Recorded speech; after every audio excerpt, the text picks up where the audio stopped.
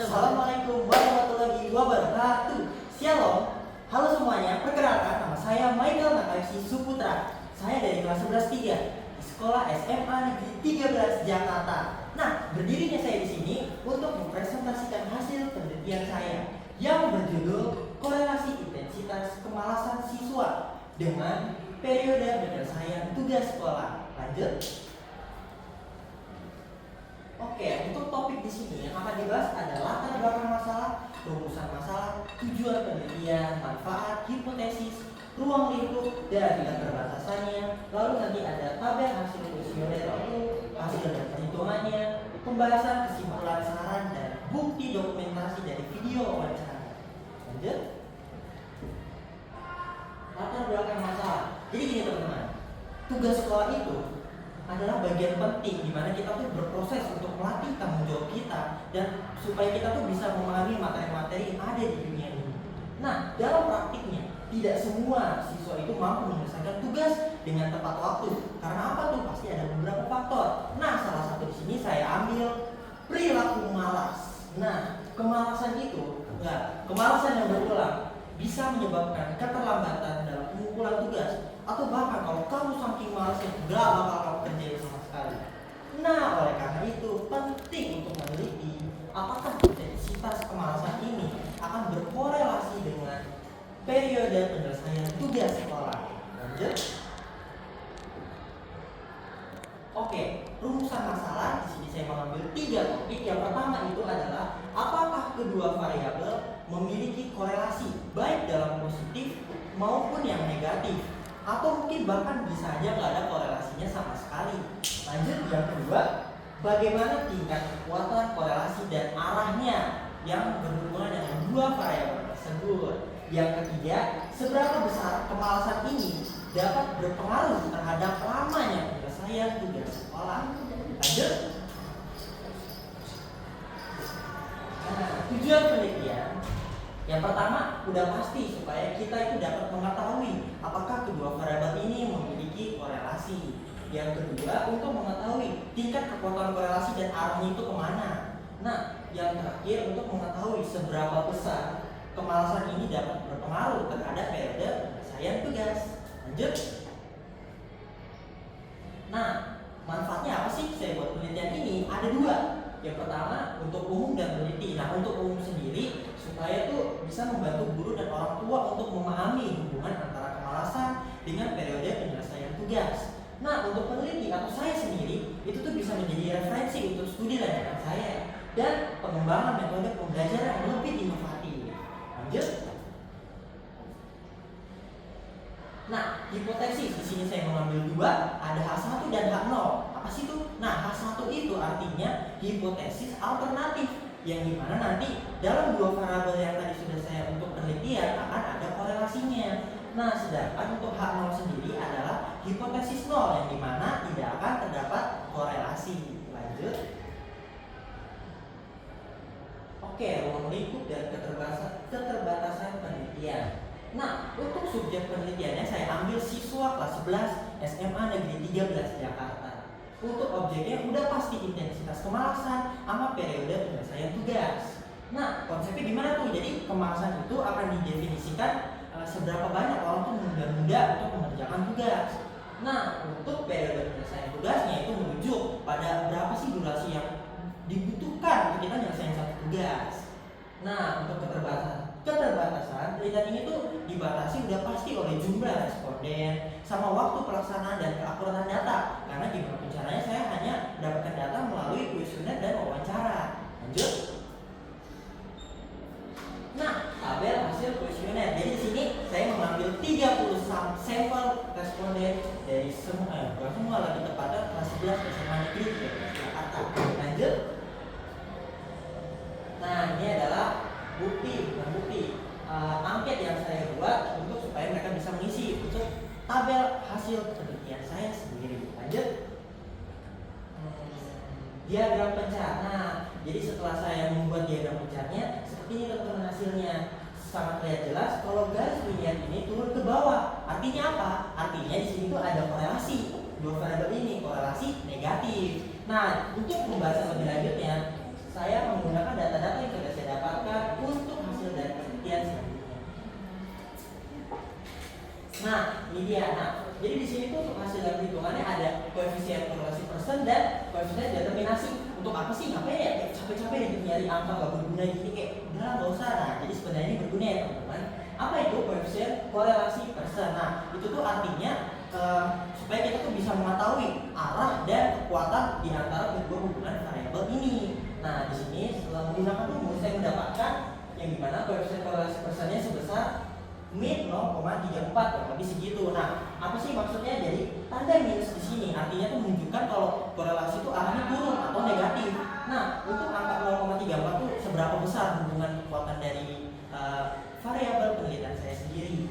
Nah, di sini kalau kelihatan ya, ini tulisannya itu R kuadrat. R kuadrat itu artinya koefisien determinasi, yang dimana itu hasil kuadrat dari koefisien korelasi persen. Nah, hasilnya adalah 0,1152. Oke, mungkin pusing, saya ganti dalam bentuk persentase yang sebesar 11,52%. Itu artinya apa? Jadi koefisien determinasi itu untuk kayak mengukur seberapa besar pengaruh kemalasan ini terhadap periode penyelesaian tugas, dan ternyata hanya sebesar 11,52%. Lanjut. Nah, nih berikut lagi kan ada kesamaan regresi. Rumusnya malah lagi parah, komanya 96 sampai 7. Nah, jadi gimana tuh? Jadi kesamaan regresi ini sebenarnya ada fungsinya juga. Boleh balik ke yang ada diagram pencariannya. Oke, terima kasih. Nah, coba teman-teman bayangin kalau ini tuh nggak ada garisnya, cuman kayak titik-titik diagram pencari ini. Teman-teman pasti kalau mikir kayak seolah-olah ini mah kayaknya nggak ada korelasinya deh, diagramnya aneh nih, kayak acak-acakan. Nah, saya juga mikir seperti itu. Tapi setelah saya cari menggunakan persamaan regresi ini, ternyata didapatkanlah garis. Nah, jadi apa sih persamaan regresi itu? Persamaan regresi atau garis regresi itu sendiri artinya mempunyai makna yaitu untuk mencari garis yang paling tepat di antara hubungan kedua variabel ini. Jadi atau nama lain itu ada garis best fit. Nah, jadi biar kita tahu garis yang paling tepat untuk menghubungkan atau pokoknya gitulah, untuk menghubungkan di antara intensitas kemalasan dan periode penyelesaian tugas. Lanjut.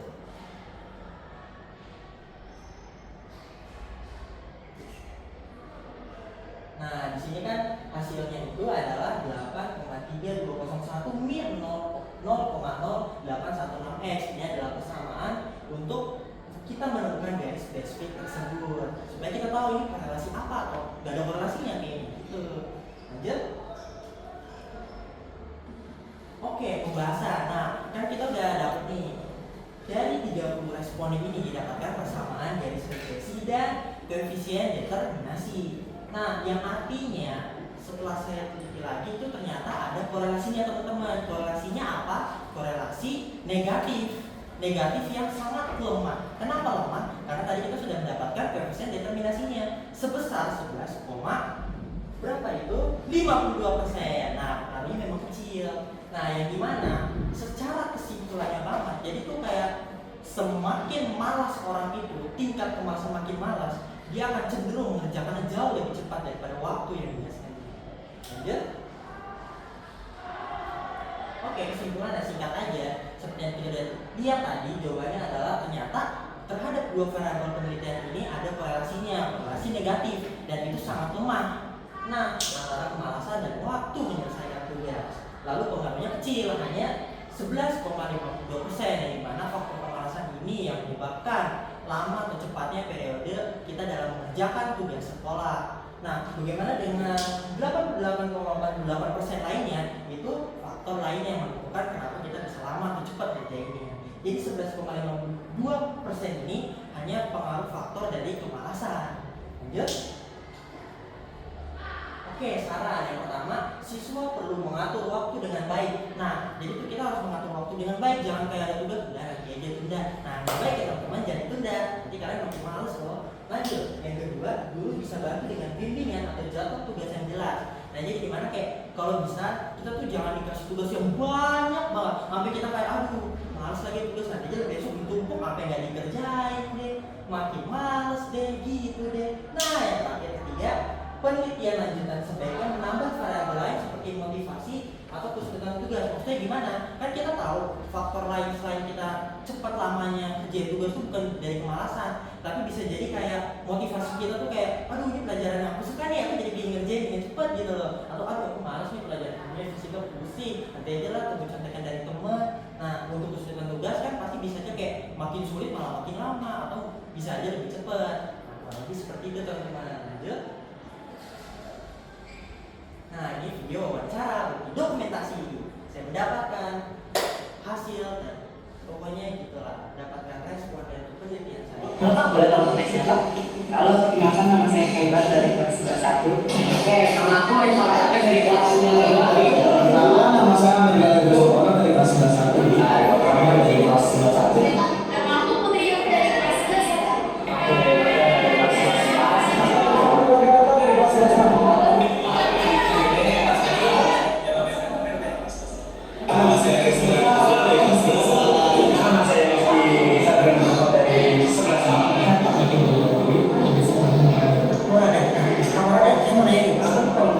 Sampai makan apa aja butuh waktu berapa orang? Kali ini maksudnya dulu. Maksimal 4 jam, 4 jam ya? Iya jangan. Iya, sejauh itu cukup.